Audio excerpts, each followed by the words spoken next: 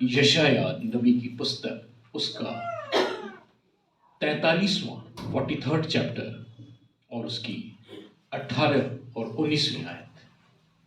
The book of Isaiah chapter 43rd verses 18 and 19। खुदावन का वचन, खुदावन का कलाम यहाँ पे इस प्रकार से फरमाता है, अब बीती हुई घटनाओं का स्मरण मत करो, yes, ना प्राचीन काल की बातों पर मन लगाओ। yes, देखो, मैं एक नई बात करता हूं, वह अभी प्रकट होगी, क्या तुम उससे अनजान रहोगे? मैं जंगल में एक मार्ग बनाऊंगा और निर्जल देश में नदियां बहाऊंगा। खुदावन का ये जिंदा कलाम है। इसके पढ़े सुने और समझे जाने पे बहुत बरकत मिले, बहुत आशीष मिले। वचन कहता है, बीती और अब बीती हुई घटनाओं का स्मरण मत करो। बीती हुई घटनाओं का स्मरण मत करो। साल बीत गया, बातें बीत गई। वचन कहता है, रात बहुत बीत गई, अब सवेरा होने को है। वचन कहता है, बीती हुई बातों का स्मरण मत करो। अभी थोड़ी देर पहले गवाहियों में हम लोग सुन रहे थे, भाई अमित भी इस बात को शेयर कर रहे थे। बहुत सी बातें, बहुत सी मन में उलझने हैं, कड़वाहटे हैं, ईर्ष्या है, डाह है, बैर है। इसने मेरे साथ बुरा किया, इसने मेरे साथ अच्छा नहीं किया, क्यों हम इसको पहले फोन करें, क्यों हम इससे पहले बात करें। कलाम कहता है, बीती बातों का स्मरण मत करो। मैं आपसे अपनी लिविंग टेस्टिमनी इस बारे में शेयर करना चाहता हूँ, एक गवाही इस बारे में शेयर करना चाहता हूँ। मैं रेलवे में काम करता हूँ और आज से तकरीबन 25 या 30 साल पहले मैं एक ऐसे पोर्शन पे था, एक ऐसे काम को मुझे दिया गया था जिसमें एडवांस दिया जाता है लोगों को, रेलवे की ओर से लोन दिया जाता था तमाम चीज़ों को खरीदने के लिए, स्कूटर है, कार है या भवन निर्माण के लिए। मैं उस पोर्शन को डील करता था। मेरी नई नई पोस्टिंग उस पोर्शन पे हुई थी और पहले बैंक वगैरह से इतनी फाइनेंसिंग इतना इजीली नहीं होती थी, तो डिपार्टमेंटल लोन पे बड़ा एक लोड रहता था। बहुत लोग अप्लाई करते थे, बहुत लोग उसको पाना चाहते थे, बहुत सारे एप्लीकेशन उसमें लगते थे। तो स्कूटर एडवांस के मद में कुछ फंड आया जिसके लिए लोन के लिए लोगों को अप्लाई करना था और बहुत सारे एप्लीकेशन उसमें आ गए। तो उसमें एक साहब का एप्लीकेशन जो था मुझसे गलती से मिस हो गया, वो कहीं फाइल में नीचे दबा रह गया और बाकी सबको तो एडवांस मिला लेकिन उनको नहीं मिल पाया स्कूटर एडवांस। तो उन्होंने मेरी कंप्लेन कर दी, मेरे हेड ऑफ द डिपार्टमेंट को रिटन कंप्लेन कर दी कि उन्होंने किसी दुर्भावनावश मेरा एप्लीकेशन जो है दबा दिया। इंक्वायरी हुई, मेरा जो इमीडिएट ऑफिसर था उसने मुझे बुलाया, पूछा क्या हुआ है। तो मैंने रिसीविंग देखी तो उसका एप्लीकेशन था और इत्तेफाक से वो नीचे किसी गलती से दबा रह गया था। तो मैंने उसको सच सच बात जो थी बता दी, सर ऐसा ऐसा हो गया है and it is my mistake. तो उसने कहा ठीक है, अब तुम्हें गलती तो हुई है, अब तुम्हें HOD को फेस करना है, अब तुम जाओ और अपनी जो भी बात है उनके सामने रखना। मैं अपने HOD के यहाँ गया, दुआ की, राजाओं का मन तो नालियों की तरह मोड़ देता है। मैंने उसको भी जो सच बात थी मैंने बता दी कि सर ऐसा ऐसा हुआ है और इट इज़ बाई मिस्टेक। कहा ठीक है, मैं तुम्हारे खिलाफ कोई एक्शन नहीं लूँगा, अभी तुम्हारी सर्विस बहुत कम दिनों की हुई है और अभी तुम बहुत स्पीड में नए हो।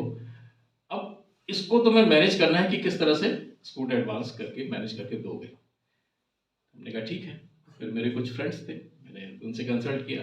एनी हाउ वो मामला हो गया, मीट आउट हो गया, उसको स्कूटर एडवांस कुछ दिनों के बाद दे दिया गया। इस घटना को बीते हुए तकरीबन 20 साल हो गए थे। जिसने मेरे खिलाफ कंप्लेन की थी, मेरा बहुत जगह ट्रांसफ़र होता रहा, कई सेक्शन में उसका भी ट्रांसफ़र होता रहा और तकरीबन 20 साल के बाद ऐसा हुआ कि मैं और वो फिर से एक ही सेक्शन में आ गए। चीज़ें काफ़ी बदल चुकी थी। रेलवे में कंप्यूटराइजेशन का दौर आ गया था। मुझे कंप्यूटर और सारी चीज़ों में बहुत ज़्यादा इंटरेस्ट था, तो मैंने बहुत सारी चीज़ें बहुत जल्दी सीख ली। लेकिन बहुत लोग ऐसे थे जिनको बहुत दिक्कत होती थी, नहीं सीख पाते थे और अपने काम के लिए दूसरों पे डिपेंड रहते थे। उसी में वो भी सज्जन थे जिन्होंने मेरी कंप्लेंट की थी। उनको जब भी कोई दिक्कत होती थी, वो वहीं से मुझको आवाज़ देते, अरे लॉरेंस प्लीज़ ज़रा सा मेरी हेल्प कर दो।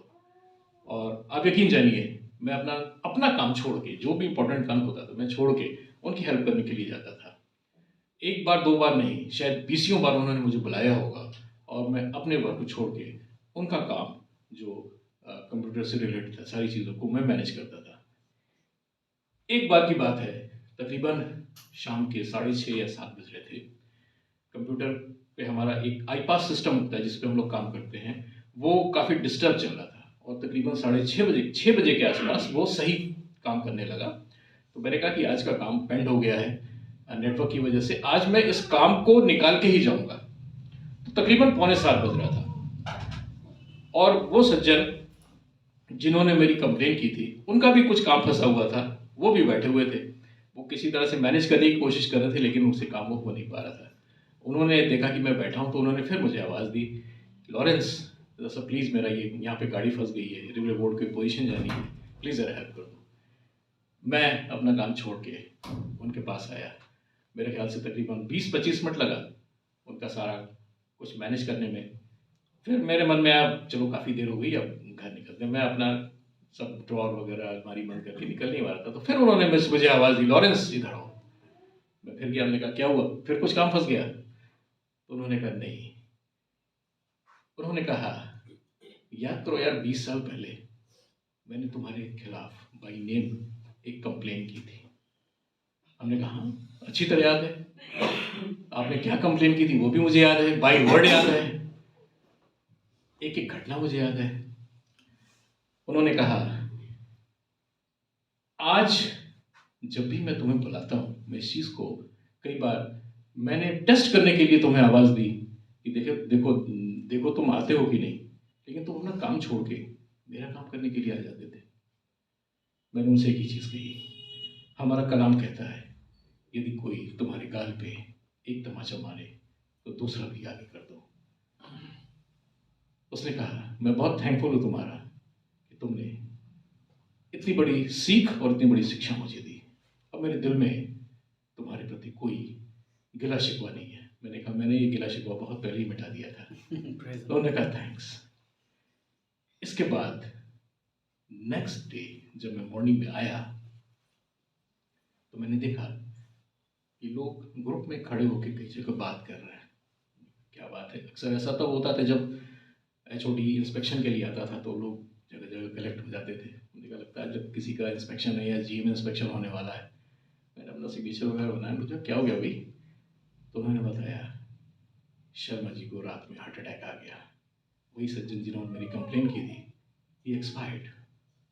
मैं थोड़ी देर के लिए सिर पकड़ के बैठ गया, लेकिन इस चीज़ का मुझे एहसास हुआ कि उनके दिल में एक बोझ था जो उन्होंने बीती शाम को मेरे से शेयर किया। उन्होंने इस चीज़ को रियलाइज किया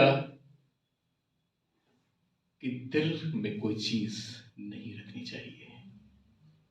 दिल में कोई ऐसी बात है, उसको आप निकाल दीजिए। कलाम कहता है, अब बीती हुई घटनाओं का स्मरण मत करो। हमारे आपके साथ बहुत सारे ऐसे इंसिडेंट्स हुए, बहुत सारी ऐसी बातें हुई, बहुत सारे लोगों ने, हो सकता है हमें और आपको बुरा भला कहा हो, हमारे खिलाफ काम किया हो, हमारे अगेंस्ट में काम किया हो, लेकिन कलाम कहता है उनका स्मरण मत करो, उनको याद मत करो। और बाइबल में, हमारे पाक कलाम में इसके एग्जाम्पल्स मिलते हैं। एग्जाम्पल मिलता है, आप देखिए, यूसुफ की जीवन की घटनाओं को अगर आप देखें, यूसुफ के अगर हम जीवन की घटनाओं को देखें, यूसुफ की कहानी सबको मालूम है। सगे भाइयों ने उसको मारा कूटा, उसको जान से मारने जा रहे थे, दया आ गई, गड्ढे में फेंक दिया। उसके बाद क्या हुआ? वो बेच दिया गया। उसके बेचने के बाद क्या हुआ? वो कारावास में गया, बंदीगृह में गया। कितने साल उसने दुख भोगा। खुदावन उसको अपनी एक योजना के तहत इस्तेमाल कर रहा था। फिर जब उसके वही भाई उसके सामने आए तो यूसुफ ने क्या किया? यूसुफ उस समय उस देश का प्रधानमंत्री था। मिस्र का प्रधानमंत्री होना अपने आप में एक बहुत बड़े पावर की बात थी। और जब वही भाई उसके सामने आए तो उसने क्या किया? उनको क्या दंड दिया? उनको क्या अपना बदला लिया? नहीं, वो उसको भूल गया, स्मरण नहीं किया, क्योंकि खुदावन उसको अपनी योजना के तहत इस्तेमाल कर रहा था। खुदावन उसको अपनी प्लानिंग के तहत इस्तेमाल कर रहा था और खुदावन ने उसको बहुत ऊंचा किया। हमारी बाइबल में एक और इस घटना का एग्जाम्पल मिलता है, उड़ाऊ पुत्र की घटना। उड़ाऊ पुत्र की घटना को अगर हम देखें, वो निकम्मा और नालायक लड़का अपने पिता से बंटवारे की संपत्ति को लेकर के चला गया, लड़ झगड़ के चला गया, दुर्व्यवहार करके चला गया और उसने अपनी सारी संपत्ति गलत बातों में और गलत चीजों में उड़ा दी। उसके बाद क्या हुआ? जब वो सूअर की फलियां खाने पे मजबूर हुआ, तब उसको इस चीज का एहसास हुआ कि मेरे घर के नौकर भी तो नौकर इससे अच्छा खाना खाते हैं, भोजन करते हैं। उसको इस बात का एहसास हुआ, अब लौट चले। वो अपने पिता के घर की ओर आया। आपको मालूम है उसका पिता कहां खड़ा था? अपने खेत के एकदम बॉर्डर पे जाके खड़ा था। क्या उसके पिता को मालूम था कि वो लौट के आने वाला है? उसके पिता को नहीं मालूम था। उसका बाप रोज खेत के कोने कोने पे जाके खड़ा होता था। उसको ये उम्मीद थी कि उसका बेटा लौट के आएगा, और उस दिन भी वही हुआ। उस दिन उसका बेटा लौट के आया। उसने उसका स्वागत कैसे किया? उसको मारा, पीटा, गाली दी? नहीं, बाहें फैला के उसको अपने आगोश में ले लिया। उसको नए राजसी वस्त्र पहनाए गए। उसके लिए पला हुआ बछड़ा काटा गया। पूरे एरिया में, पूरे गांव में जेवनार दी गई। लोगों को खाने के लिए बुलाया गया। ये था उसके पिता का प्यार। क्या उसने बीती बातों को स्मरण किया? नहीं। यदि वो अपनी उस बीती बातों को स्मरण करता तो रोज अपने बेटे को पाने की चाह में अपने खेत के किनारे पे नहीं खड़ा होता। अगर वो बीती बातों को स्मरण करता तो पिता अपने बिछौने पे रोज आराम से सोता।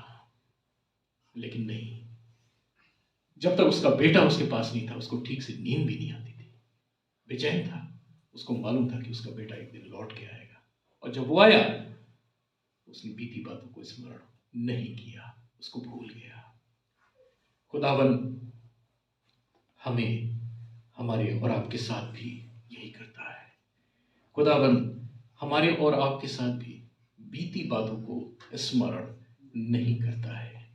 एक रेफरेंस हम निकालेंगे, विलाप गीत उसका 3 अध्याय और उसका 22वां और 23वां पद। देखिए क्या कहता है। विलाप गीत उसका 3 अध्याय और उसका 22वां और 23वां पद देखिए क्या कहता है। हम मिट नहीं गए, हम मिट नहीं गए, यह यहोवा की महाकरुणा का फल है। ये यहोवा की महाकरुणा का फल है, क्योंकि उसकी दया अमर है। Praise the Lord. 23वां पद, प्रति भोर वह नई होती रहती है, प्रति भोर वो नई हो जाती है। Praise the Lord. तेरी सच्चाई महान है, तेरी सच्चाई महान है। तेरी सच्चाई महान है, प्रति भोर वो नई हो जाती है। Every morning it changes into new. एक नई बात, नई शुरुआत, नया दिन, नई सांस, नई जिंदगी। यहोवा हमारी पिछली बातों को भूल जाता है। यदि वो हमारी पिछली बातों को याद रखता तो यकीन जानिए आज का दिन हम लोग नहीं देख पाते। हम लोग आज के दिन देखने के लायक नहीं होते। ये उसकी महान करुणा है, महान दया है कि वो पिछली बातों को भूल जाता है, पिछली बातों को याद नहीं रखता। और यही चीज खुदावन हमसे और आपसे चाहता है कि हम पिछली बातों को भूल जाएं। पिछला साल बीत गया, पिछले साल में बहुत सारे उतार चढ़ाव आए, बहुत से दुख आए, बहुत से क्लेश आए, बहुत सी बातें हुई, संबंधों में दरार आई, संबंध टूट गए, बच्चे बिछड़ गए, हमारे अपनों ने धोखा दिया। कलाम कहता है बीती बातों को भूल जाओ, बीती बातों को भूल जाओ। मुझे याद है पिछले साल की घटना, जब कोविड का पीरियड था, मैं बहुत गंभीर रूप से बीमार था। फातिमा अस्पताल में मुझे एडमिट कराया गया। मुझे निमोनिया काफ़ी हद तक अटैक कर चुका था।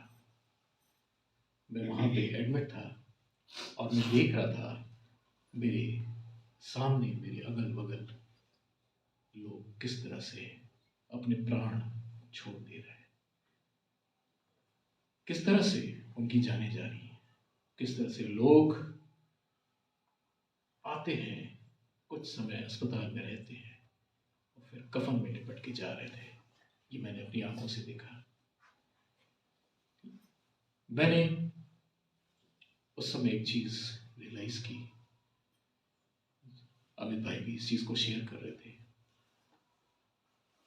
हमारे पास जो सांसें हैं, हमारे पास जो जिंदगी है, हमारे पास खुदावन ने जो मौका दिया है आज, और हम जो इसके भवन में बैठे हैं, इसके पीछे जो सबसे बड़ा मकसद है खुदावन का, कि हम और आप उसकी आराधना और स्तुति कर सकें, हम और आप उसके करीब आ सकें, हम और आप उसकी आज्ञाओं को समझ सके, पहचान सके और उस पर चल सके। खुदावन ने ये हमें और आपको मौका दिया है। खुदावन ने हमें और आपको ये मौका दिया है आज हम उसके भवन में उसके वचन को खा सकें और पी सकें। मैं उस समय एक चीज को ये फील कर रहा था, यदि आज ये मेरा अंतिम दिन है तो खुदा मैंने बाइबल का ये चैप्टर तो भी पढ़ा ही नहीं। खुदावन मैंने ये चैप्टर तो पढ़ा ही नहीं, मैंने खुदावन इस चैप्टर पे तो मनन किया ही नहीं। खुदावन क्या मैं बाइबल को अधूरी छोड़ के चला जाऊंगा? खुदावन क्या मैं आपके वचन को अधूरा छोड़ के ही इस सफर में इस दुनिया से चला जाऊंगा? खुदावन ने हमको और आपको ये रोटी दी है। ये रोटी इसलिए दी है कि हम और आप इसको पूरी खा सकें। कलाम कहता है सिर्फ मेमने के अच्छे अच्छे पार्ट्स को नहीं खाना है, उसका सिर, अतड़ियां और सब कुछ भून के खाना है। इस रोटी के हर एक पार्ट को, हर एक चीज को खुदावन ने हमें खाने के लिए दिया हुआ है। और खुदावन का ये मकसद है हमारे और आपके जीवनों से। आज हम हैं, आज हम जिंदा हैं, आज हमारे पास सांसें हैं, हम उसकी रोटी को पूरी तरह से खा सकें, हम उसके वचन को पूरी तरह से खा और पी सकें, अपने जीवन में अंगीकार कर सकें, उसके वचनों को समझ सकें, उसके वचन की गहराइयों को समझ सकें। खुदावन हमसे और आपसे कहना क्या चाहता है हम इसको समझ सकें। खुदावन यकीन जानिए, खुदावन हमसे और आपसे बहुत बहुत कुछ कहना चाहता है। बस एक बार उसके पास आके वचन की गहराई में जाने की कोशिश करिए। खुदावन हमसे और आपसे इतनी बात करेगा कि आपको सोने नहीं देगा। ये मैंने महसूस किया है।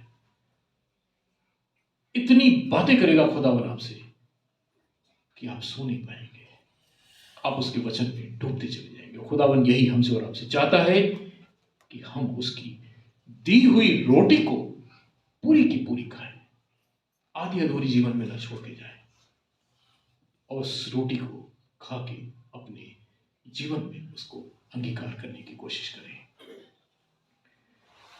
खुदावन का कलाम आगे कहता है, यिर्मयाह की पुस्तक उसके 29वें अध्याय और 11वें और 12वें पद में एक बड़ी खूबसूरत बात लिखी हुई है।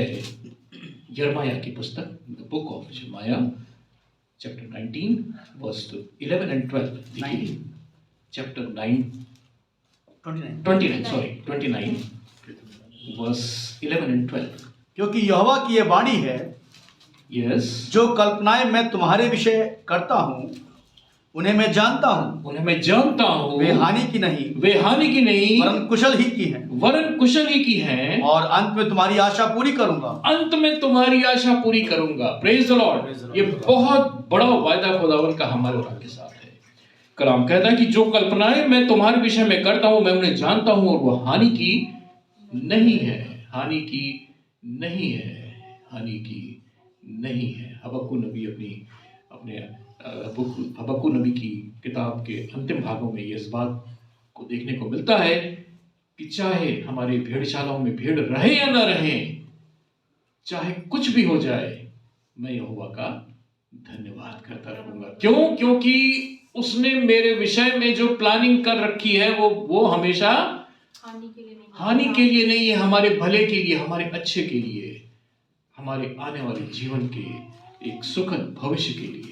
खुदावन का कलाम कहता है कि मैं तुम्हारी बीती बातों को स्मरण नहीं करता, क्योंकि मैंने तुम्हारे लिए योजनाएं बना रखी हैं, और इसका परिणाम क्या है, और अंत में तुम्हारी आशा पूरी होगी। Praise the Lord. ये एक बहुत बड़ी आशा है हमारे और आपके लिए, जो खुदावन का कलाम हमसे और आपसे कहता है, और अंत में तुम्हारी आशा पूरी होगी।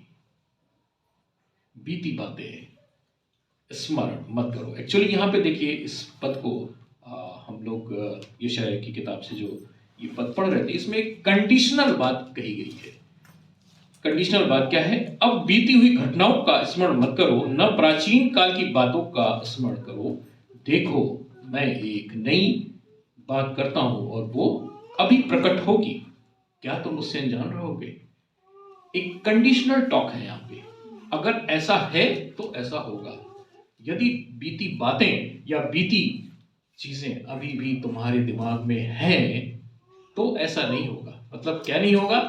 एक नई बात नहीं आने वाली, एक नई चीज जो खुदावन हमारे और आपके साथ करने वाला है या देने वाला है, वो नहीं आने वाली। यदि हमने अपनी बीती बातों को या बीते तमाम उन विचारों को जो परेशानी पैदा करते हैं उनको यदि नहीं छोड़ा, तो ये वो बातें जो खुदावन हमसे करने वाला है या बताने वाला है या हमें दर्शन देने वाला है वो नहीं देगा। और अगर ऐसा हम करते हैं तो खुदावन उस नई बात को हमारे और आपके सामने रखने वाला है। उस नई प्लानिंग को, उस नई योजना को, उस नए विचार को हमारे और आपके सामने रखने वाला है। वो नई बात है क्या? नई बात है क्या?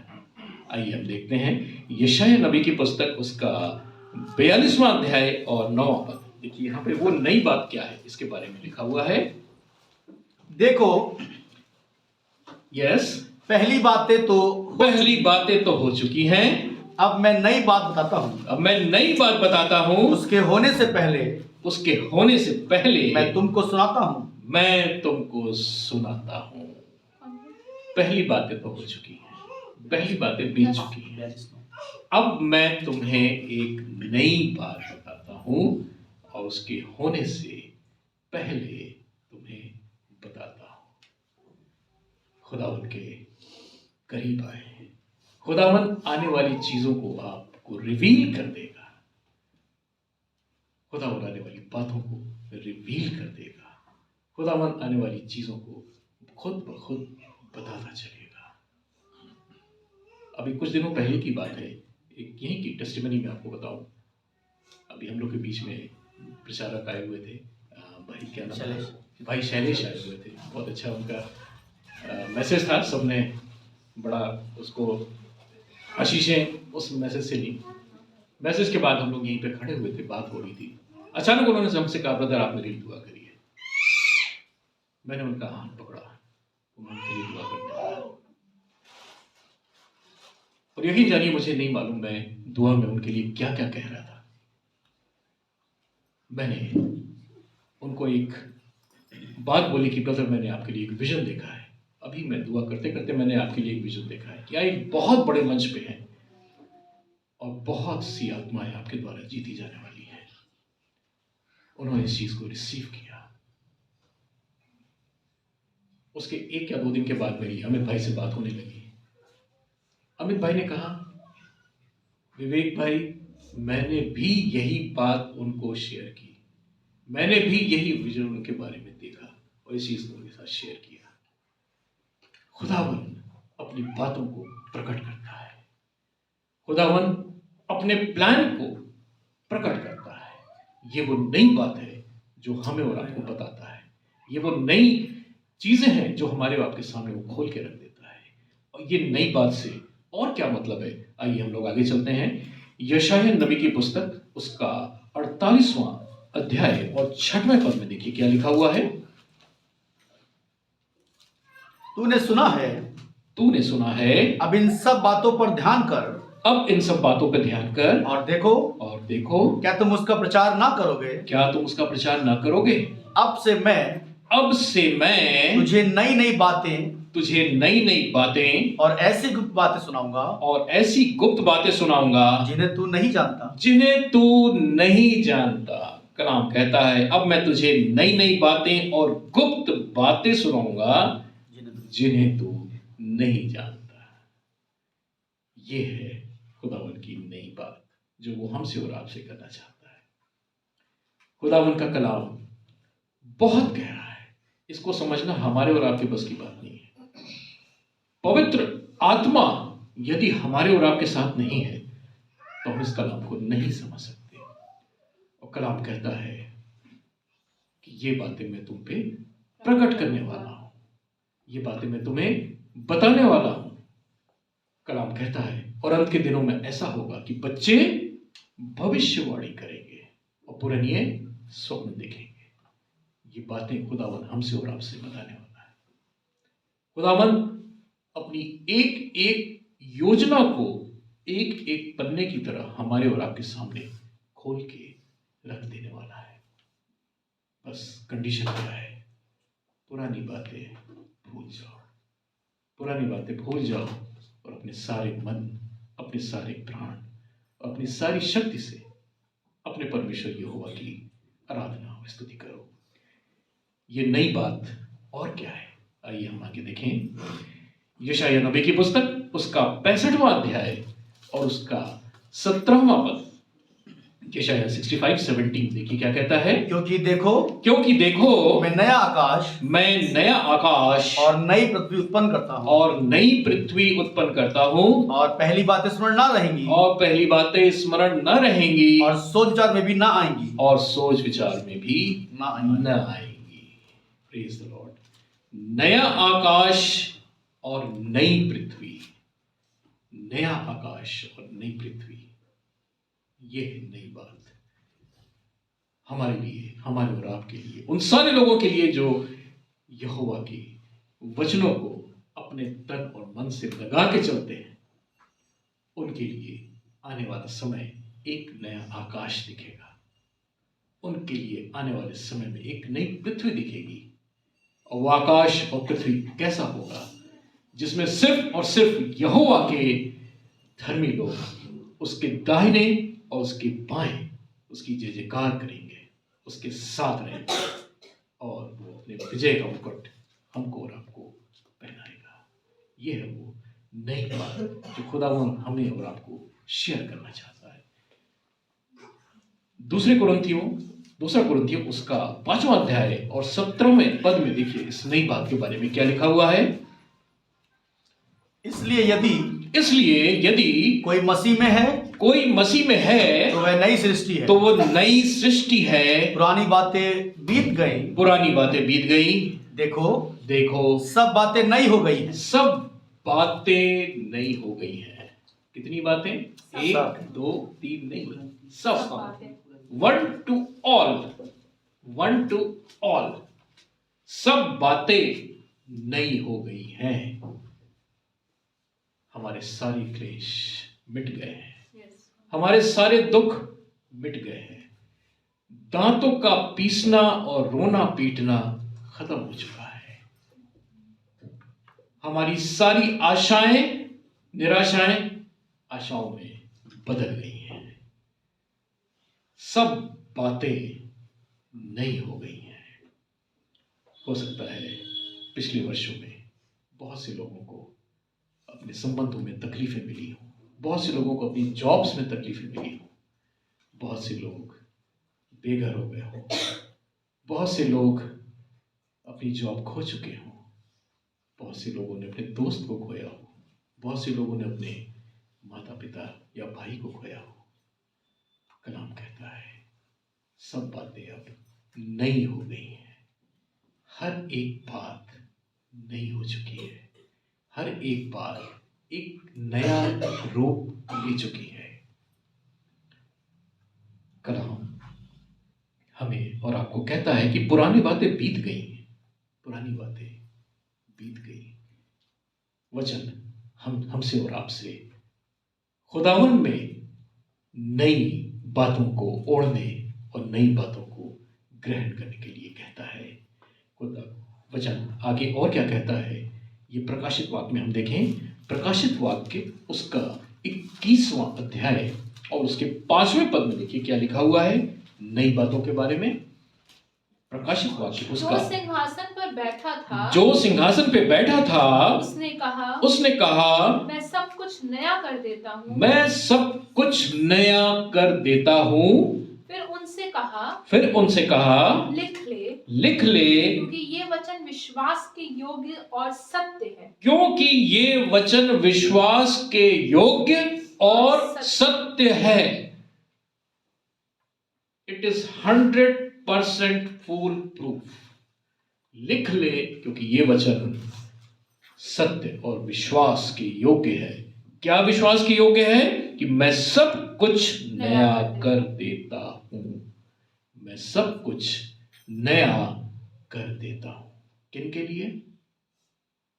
पिछली बातें बीत गई, पिछली बातों को स्मरण ना करें, पिछली बातों को छोड़ दें, अपने मन के घमंड को छोड़ दें, अपने मन के अहंकार को छोड़ दें, बीते वर्ष में दफना दीजिए उन सारी बातों को, उन सारे गिले शिकों को दफना दीजिए। और खुदावन कहता है अपने सारे मन और अपने सारे प्राण से ग्रहण करिए।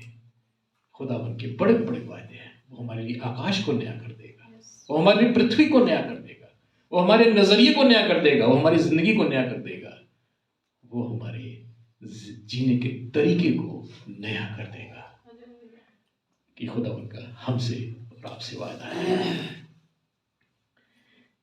यशायाह की किताब में देखिए जो हमने वचन पढ़ा था उसमें आगे क्या लिखा हुआ है। देखो मैं एक नई बात करता हूं, वो अभी प्रकट होगी, क्या तुम उससे अनजान रहोगे? कलाम कहता है मैं जंगल में एक मार्ग बनाऊंगा और निर्जल देश में नदियां बहाऊंगा। खुदावन ये वायदा करता है हमसे और आपसे। मैं जंगल में, दो बातें यहां पे खुदावन हमसे और आपसे कर रहा है। मैं जंगल में एक मार्ग बनाऊंगा, पहली बात। और दूसरी बात यहां पे कहा है निर्जल देश में नदियां बहाऊंगा। निर्जल देश में नदियां बहाऊंगा। मैं जंगल में मार्ग बनाऊंगा। आपको मालूम है हम लोग इस समय कहां रह रहे हैं? बड़ा सा शहर है देखने में अच्छा खासा, लेकिन वास्तव में हम लोग जंगल में रह रहे हैं। हमारे चारों ओर विषैले जीव हैं, काटने वाले जीव हैं, फाड़ खाने वाले जीव हैं, हमें गर्त में घसीटने वाले जीव हैं। हमारे चारों ओर तमाम ऐसी बातें हैं। शैतान फाड़ खाने को हमारे द्वार पे बैठा हुआ है। तमाम ऐसी बातें हैं, तमाम ऐसी सिचुएशंस हैं जो किसी घने और खतरनाक जंगल से कम नहीं है। कलाम कहता है, मैं जंगल में तुम्हारे लिए मार्ग बनाऊंगा। जंगल में तुम्हारे लिए मार्ग बनाऊंगा, एक ऐसी जगह पे जहां पे चारों ओर परेशानियां हैं, चारों ओर जान का खतरा है, चारों ओर मार डाले जाने का खतरा है। मैं तुम्हारे लिए एक मार्ग बनाऊंगा, परमेश्वर का कलाम कहता है। और ये मार्ग है क्या? ये मार्ग है क्या? आइए देखते हैं। नीति वचन में लिखा हुआ है, नीति वचन उसका 16वां अध्याय और उसका 17वां पद। नीति वचन 16वां अध्याय और उसका 17वां पद देखिए क्या लिखा हुआ है। बुराई से हटना, बुराई से हटना सीधे लोगों के लिए, सीधे लोगों के लिए राजमार्ग है। राजमार्ग है। बुराई से हटना सीधे लोगों के लिए राजमार्ग है। राजमार्ग मालूम है किसे कहते हैं? National highway. लोग जाते हैं अक्सर हाईवे से, नेशनल हाईवे से लखनऊ वगैरह। कितना बढ़िया 4 लेन बनी हुई है, गाड़ी एकदम 100, 120, 130 की स्पीड पे दौड़ती है भैया। This is the highway. कलाम कहता है, बुराई से हटना लोगों के लिए, सीधे लोगों के लिए। एक कंडीशन है यहाँ पे, एक कंडीशन है। कैसे लोगों के लिए? सीधे लोगों के लिए। क्योंकि कलाम कहता है, यहोवा सीधे मन वालों से प्रसन्न होता है। एक गाने के बोल मुझे याद आ रहे हैं। सीधे मन वालों के संग परमेश्वर रहता है, उन पर सुरक्षा का घेरा वो बांधे रहता है।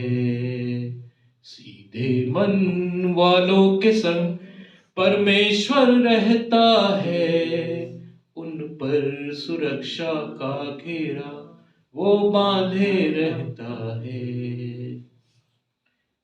ये गाना मेरे बड़े साले साहब मिस्टर रिचर्ड जेकब, वो बरेली में रहते हैं, उनके द्वारा लिखा और कंपोज किया गया है।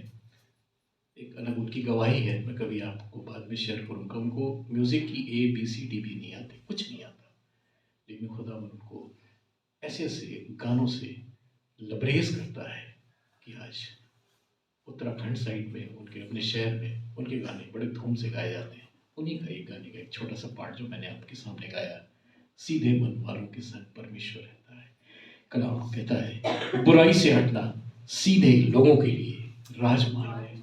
सीधे लोगों के लिए। कैसे लोगों के लिए? सीधे लोगों के लिए। छल कपट ईर्ष्या द्वेष वालों के लिए नहीं, सीधे लोगों के लिए। कलाम कहता है, सीधे लोगों के लिए राजमार्ग है।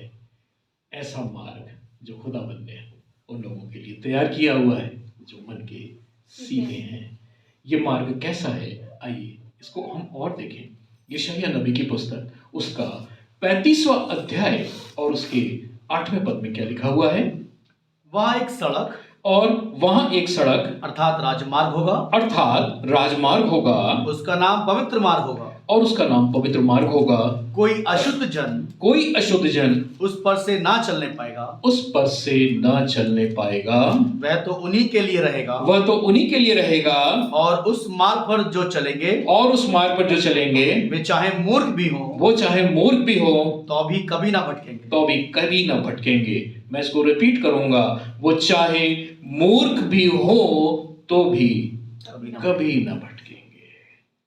इस चीज को अपने जीवन में कभी मत सोचिएगा कि मेरे पास आज अच्छे कपड़े नहीं हैं, मैं ज़्यादा पढ़ा लिखा नहीं हूँ, मैं बहुत गया गुजरा टाइप का हूँ, मैं अच्छे लोगों की संगति में बैठने के लायक नहीं।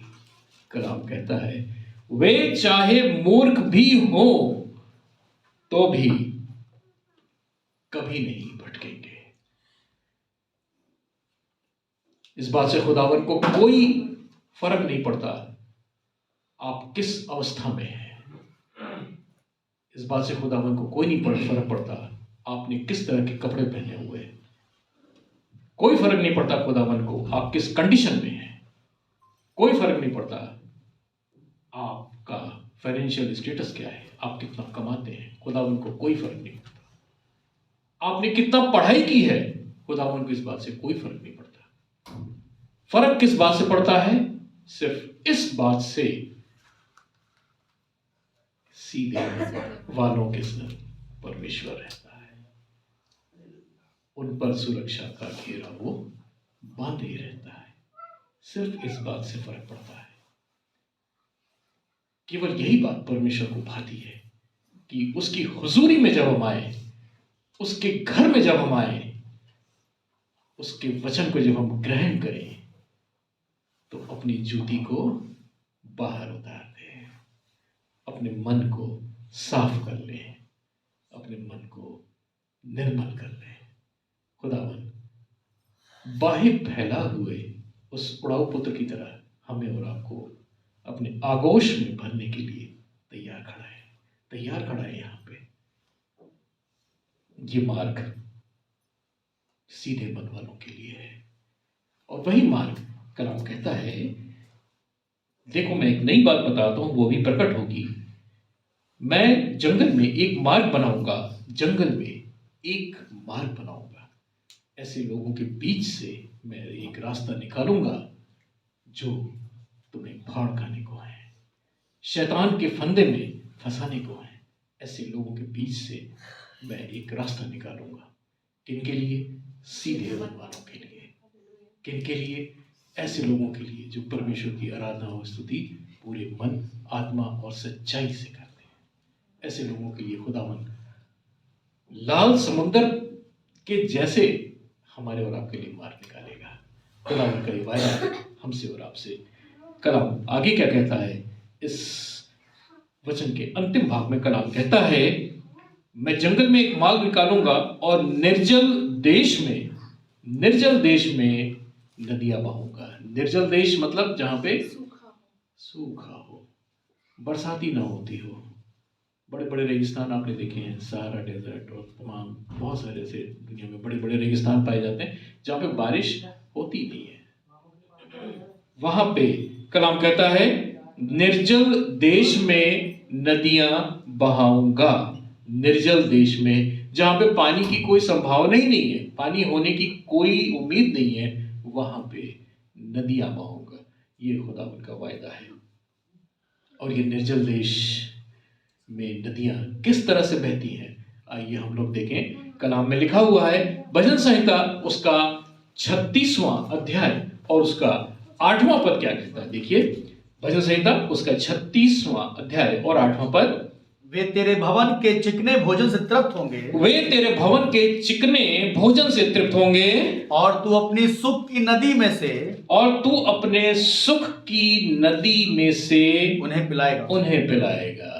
Praise the Lord, praise the Lord. वे तेरे भवन के चिकने भोजन से तृप्त होंगे और तू अपने सुख की नदी से उन्हें पिलाएगा। यह है वो नदी। किस चीज की नदी? सुख की नदी। सुख की नदी, एक ऐसी नदी जिसमें क्या है? दुख का कोई चांस ही नहीं है, सुख ही सुख है। कलाम कहता है, कलाम हमारे और आपकी अर्निंग के बारे में कहता है कि वो धन यहोवा की ओर से मिलता है, उसमें कोई दुख नहीं होता। कलाम कहता है वो हमें सुख की नदी से जल पिलाएगा और अपने सुख की नदी से वो पिलाएगा। अब जब सुख की नदी से हम जल पिएंगे तो हमारे अंदर क्या होगा? दुख होगा कि सुख होगा? सुख ही सुख होगा। क्या खूबसूरत बात लिखी है कि तू अपनी सुख की नदी में से उन्हें पिलाएगा। हालांकि इसके पहले एक और बड़ी खूबसूरत बात लिखी है, हमारे मनन का विषय नहीं है लेकिन मेरा ध्यान बार बार उधर जा रहा है। वे तेरे भवन के चिकने चिकने भोजन से तृप्त होंगे।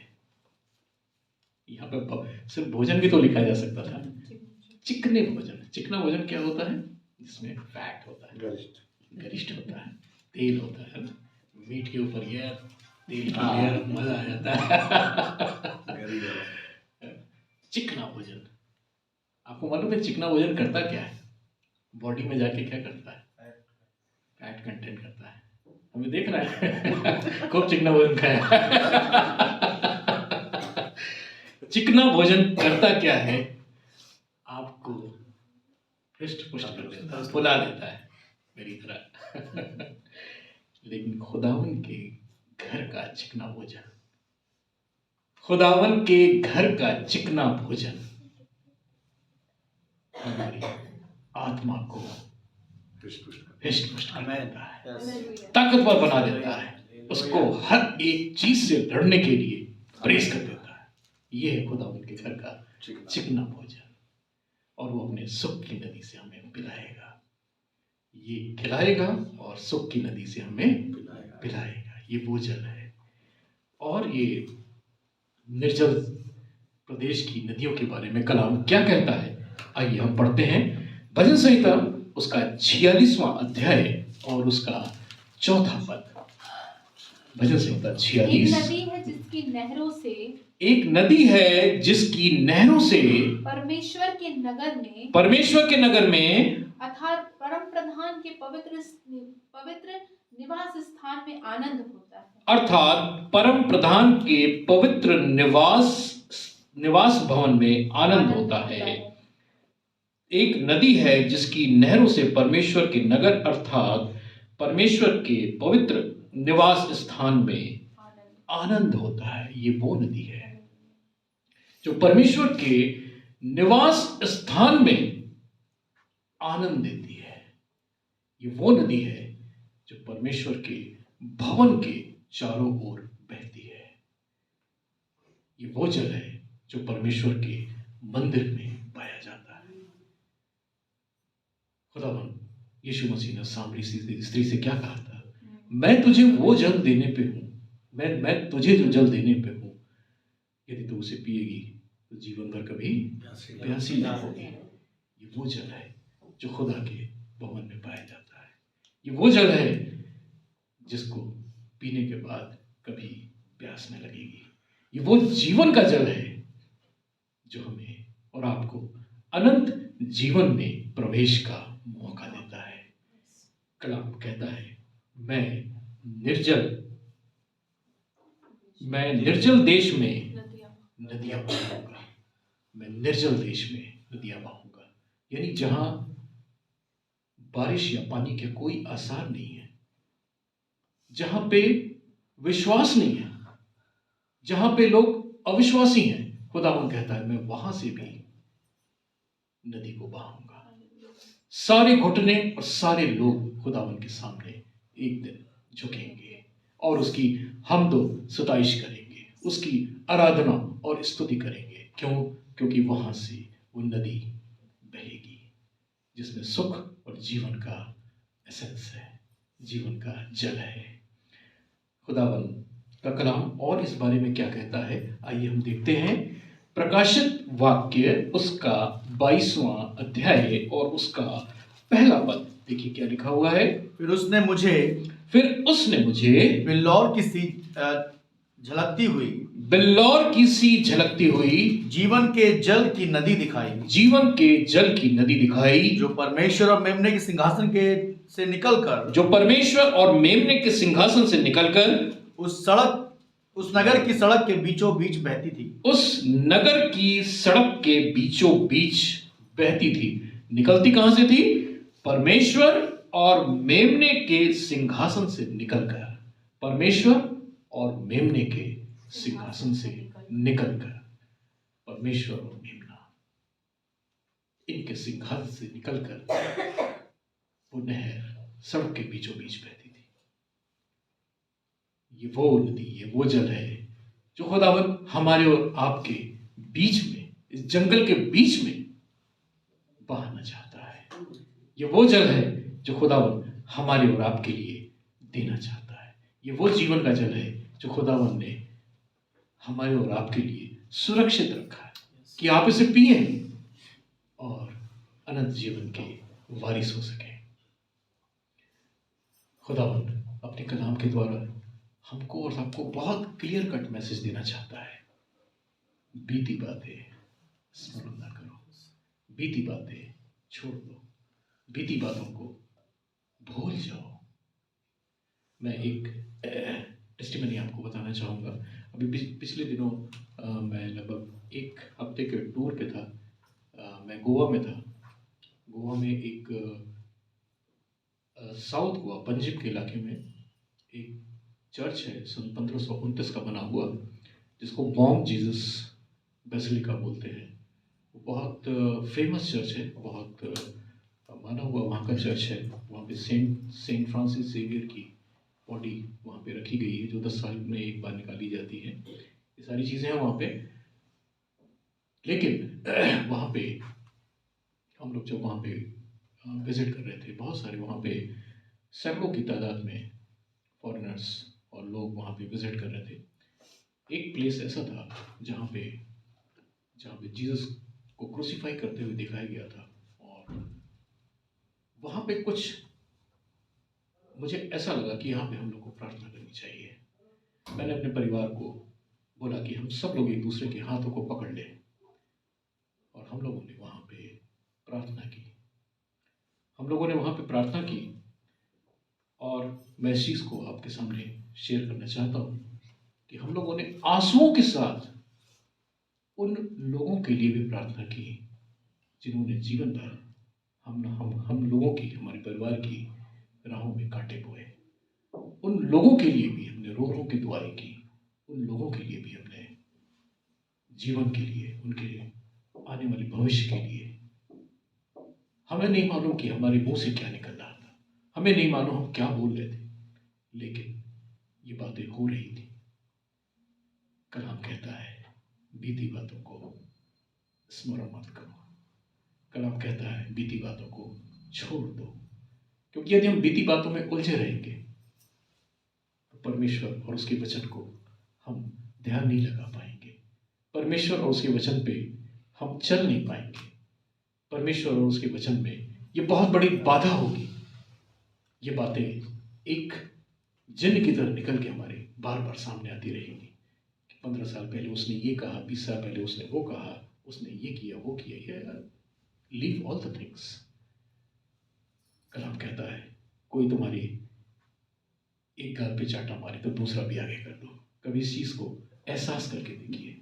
यदि आपके लिए कोई दुआ करता है, यदि आपके लिए कोई बुरा करता है, आप रो रो करके उसके लिए दुआ कीजिए, और आप देखेंगे, इस चीज को मैंने महसूस किया है अपनी जिंदगी में, मिरेकल होते हुए देखेंगे, चमत्कार होते हुए देखेंगे। इस चीज को महसूस करिए।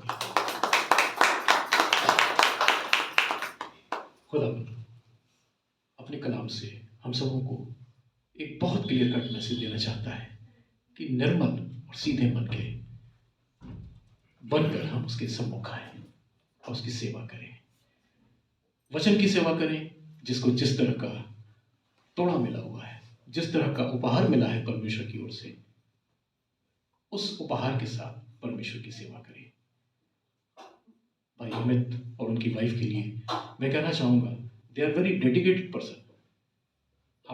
आप लोग बहुत खुशनसीब है कि आपको ऐसा अगुआ मिला हुआ है।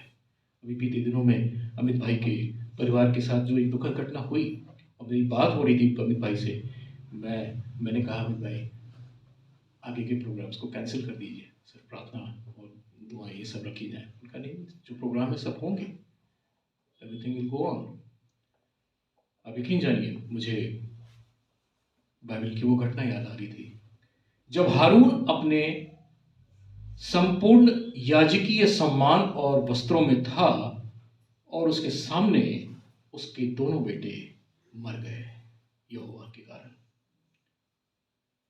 और हारून को ये इजाजत नहीं थी कि वो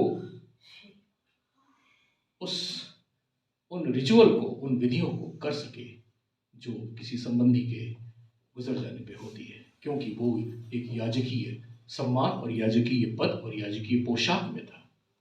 वो नहीं कर सकता था। वो यहोवा के भवन में उन सारी रीतियों को करता रहा जो उसके लिए अनिवार्य थी, जो उसके लिए जरूरी था। उसने यहोवा को वो समय वो सारी चीजें अर्पण की। उसको ये अधिकार नहीं था कि वो अपने पुत्रों के लिए शोक या विलाप करता। वास्तव में यदि देखा जाए तो जो याजक का पद होता है, एक प्रीस्ट का जो पद होता है, एक अगुआ का जो पद होता है, एक बहुत कठिन तपस्या होती है। ये रात रात भर जाग के हमारे और आपके लिए प्रार्थनाएं करते हैं। हमारे और आपकी जिंदगियों का बोझ इनके सिर पे है। बहुत बार ऐसा भी होता है कि इनके आंसू निकलते हैं लेकिन हमें और आपको दिखाई नहीं देते। खुदावन इनको शक्ति दे, सामर्थ दे और अपनी कलीसिया को खुदावन के नाम में उन बुलंदियों में छूने का मौका दे जहां कोई नहीं पहुंचा। खुदावन इस कलाम के द्वारा हम सबों को बहुत आशीष दे, बरकत दे। आमीन। आइए हम लोग एक दुआ के साथ इसको खत्म करेंगे। आइए प्रार्थना करें। उत्तम आशीषों के देने वाले सर्वशक्तिमान पिता परमेश्वर, बड़े आदर, भक्ति, दीनता और नम्रता के साथ आपके चरणों के पास आते हैं पिता। धन्यवाद देते हैं इस समय के लिए, इस वक्त के लिए, इस क्षण के लिए पिता, कि सचमुच आपने हमें इस जमीन पे जिंदा रखा और अपने नाम की हमदो सिताइश करने का एक मौका दिया पिता। पिता हमें वो अकल दे, वो समझ दे, वो तौफीक दे, वो पवित्र आत्मा की सहभागिता दे कि हम आपकी रोटी को पूरा खा सके पिता, आपके वचन को पूरा खा सके, ग्रहण कर सके, अपने जीवनों में अंगीकार कर सके पिता। पिता परमेश्वर, धन्यवाद देते हैं आपकी पवित्र आत्मा के लिए जिसकी उपस्थिति इस समय हमारे बीच में पाई जाती है पिता। पिता परमेश्वर, इस समय जितने भी लोग पिता यहाँ बैठे हैं, जितने भी लोग आपके भवन में, आपके मंदिर में आपकी आराधना और स्तुति करने के लिए आए हैं पिता, उन पर आपकी आशीष हो पिता। अपनी बरकतों के झरोखे पिता उनके लिए खोलिए। हो सकता है पिता बहुत सारे लोग ऐसे हों जिनके बच्चे उनके कंट्रोल में ना हो, जिनके बच्चे आउट ऑफ ट्रैक जा रहे हैं पिता, मार्ग में भटक गए हैं पिता, बुरी संगति में है पिता, बुरी बातों में है पिता। पिता हम जानते हैं आप बाहें फैलाए खड़े हुए हैं पिता। हम जानते हैं पिता आप उन्हें अपने आगोश में लेने के लिए खड़े हैं पिता। उनके मनों को मोड़िए पिता, उनको घर वापस लौटाइए पिता। पिता परमेश्वर, आपकी करुणा प्रतिभोर नई हो जाती है पिता। बहुत सारे लोग ऐसे हैं पिता जिनके संबंधों में कड़वाहट है पिता, जिनके परिवार में कड़वाहट है पिता। पिता परमेश्वर, प्रार्थना विनती करते हैं, पुरानी बातों को भूलने में मदद करिए। निर्मल मन और स्वच्छ मन देने की कृपा करें पिता। पिता परमेश्वर, संबंधों में प्रेम उपजाने की कृपा करें पिता। बहुत सारे लोग ऐसे होंगे पिता जो फाइनेंशियल प्रॉब्लम में होंगे, पैसों की तंगी में होंगे पिता, नौकरियां नहीं होंगी या नौकरियां चली गई होंगी पिता। प्रार्थना करते हैं पिता, अपने रहने के झरोखे उन पे खोलिए पिता, क्योंकि आपका कलाम कहता है खुदा के डरवैयों को किसी भी भली वस्तु की कमी नहीं होगी। पिता परमेश्वर, अपनी आशीषों के द्वार खोलिए पिता, अपनी आशीषों की झरोखे उनकी झोलियों को भर दीजिए पिता। पिता, बहुत सारे लोग ऐसे भी होंगे जिनको संतान की दिक्कत होगी पिता, उनकी कोख को पिता खोलिए। गर्भ का फल आपकी ओर से मिलता है, ऐसा आपका कलाम कहता है पिता। होने दीजिए पिता परमेश्वर, इस वक्त, आज का दिन, आज का वक्त उनके लिए एक गिफ्ट आपकी ओर से आने पाए पिता परमेश्वर।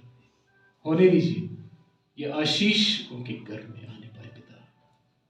पिता परमेश्वर, आपकी आशीषें उन पे बारिश होने पाए पिता परमेश्वर। पिता परमेश्वर, बहुत से लोग ऐसे होंगे, बहुत से बच्चे ऐसे होंगे जिनका मन पढ़ाई में नहीं लगता, वो पढ़ाई से दूर भागते हैं पिता। पिता परमेश्वर, उनके मन को नाली की तरह मोड़िए पिता। आपका कलाम कहता है यहोवा का भय मानना बुद्धि का आरंभ है। पिता परमेश्वर, उनके मनों को मोल्ड करिए पिता कि आपके भय को वो माने, और जिस दिन वो आपके भय को मानेंगे पिता, उनकी बुद्धि स्वतः आपकी ओर से खुल जाएगी। तमाम ऐसे परिवार हैं पिता जो अपने आप को बहिष्कृत महसूस करते होंगे अपने समाज में या अपने लोगों के बीच। पिता परमेश्वर, आपका प्रेम और आशीषें सदैव उस परिवार पे होती रहे। पिता परमेश्वर, इस कलीसिया में जितने बुजुर्ग लोग हैं उनके लिए प्रार्थना करते हैं पिता। जो भी शारीरिक दिक्कतें हैं पिता, होने दीजिए आपके छिपे हुए हाथों से वो दूर होने पाए। पिता परमेश्वर, उनको छुइए, आशीषित करिए, और होने दीजिए पिता वो आपके नाम में फिर से नए हो जाए। पिता परमेश्वर, धन्यवाद देते हैं उन सारी फरियादों के लिए, उन सारी प्रार्थनाओं के लिए जिनको आपने सुना है और उत्तर दिया है पिता। धन्यवाद देते हैं पिता परमेश्वर उन सारी बातों के लिए पिता जिसमें आपका उत्तर हाँ और आमीन में है। हर एक बात के लिए धन्यवाद, आपकी उपस्थिति के लिए धन्यवाद, आपकी संगति के लिए धन्यवाद पिता परमेश्वर, और आपके कलाम के लिए धन्यवाद। सब कुछ आपके पुत्र, हमारे उद्धारकर्ता प्रभु यीशु मसीह के पवित्र और मीठे नाम में होके मांगते हैं। सुनिए और ग्रहण करिए। आमीन, आमीन, आमीन।